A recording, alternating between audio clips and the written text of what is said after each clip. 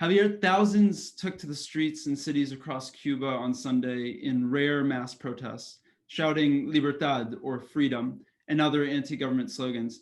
It appears to be the first time, at least on this scale, that so many have protested against the government in Cuba since the so-called Maleconazo uprising in the summer of 1994.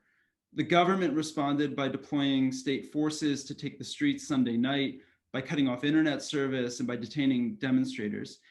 Can you speak to how these protests differ from others we've seen in recent memory in Cuba? Can you speak a bit to the role of social media in organizing these widespread demonstrations, and maybe what we might expect in Cuba in the coming days and weeks? Thank you very much. These protests are somewhat shocking and not shocking. They are not shocking because we've always known about the problems in Cuba that are triggering this.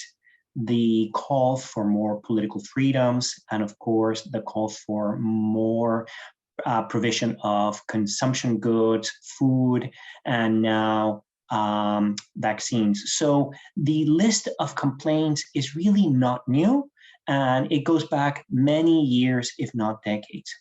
But what is shocking about these protests is how many people joined them.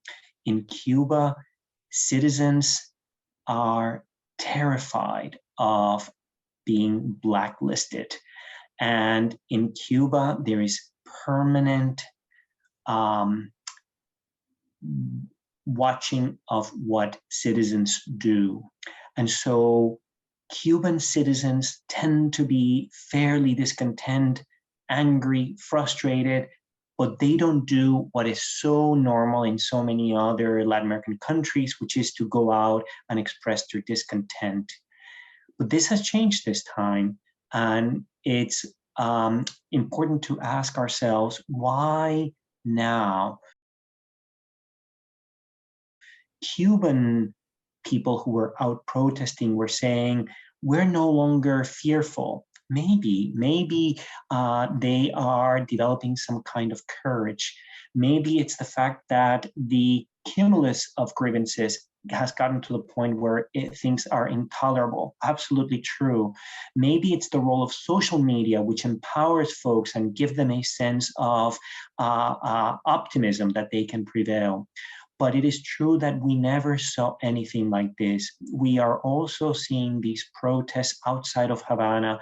And the reason why this is important is because in smaller localities, it's easier to observe who's protesting. And the fact that it is happening there as well suggests that, in fact, Cubans are overcoming their fear, if it even exists anymore. It is truly both a not shocking and still shocking event.